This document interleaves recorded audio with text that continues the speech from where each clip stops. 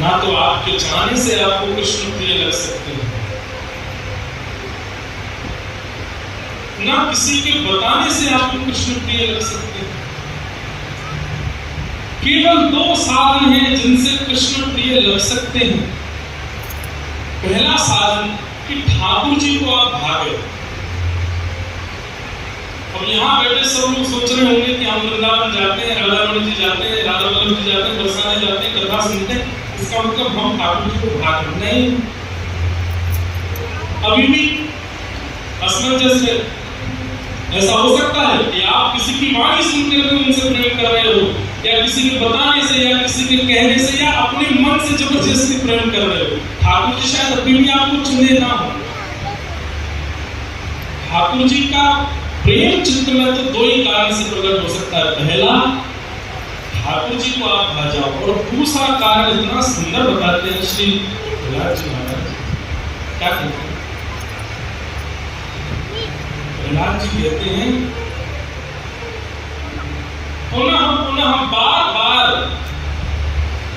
आपके ना चाहते हुए भी किसी महापुरुष, किसी भगवत प्रेमी अनुरागी भक्त की चरण रज आपके माथे से बार बार लग गई हो, उसका स्पर्श आपसे हो गया हो, उसके चरण रज आपके किसी अंग का स्पर्श कर गई हो, तो आप ठाकुर जी को प्रिय लग सकते हो और आपके चरणों में प्रेम आ सकते हो। सामान्य बात नहीं कह रहे हैं, बहुत बड़ी बात कह रहे हैं। प्रहलाद जी कह रहे हैं, इसलिए ध्यान से सुनो। प्रहलाद जी कहते हैं, मुझे किसी ने प्रवचन नहीं सुनाया, मुझे ठाकुर जी प्रिय कैसे लगते? प्रसंग आता है कि प्रहलाद जी जब मां के गर्भ में थे तब नारद जी ने कथा सुनाई। गर्भ के बालक को याद रहता है कुछ भी याद नहीं। प्रहलाद जी कहते हैं, मैंने किसी का प्रवचन नहीं सुना कि मुझे ठाकुर जी प्रिय लगते।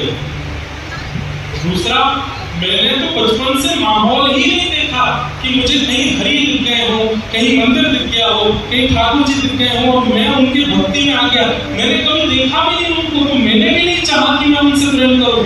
ना मेरे चाहने से मैं उनका हुआ हूं, ना किसी की वाणी से मैं उनका हुआ हूं। बोले फिर आप उनके हो कैसे गए?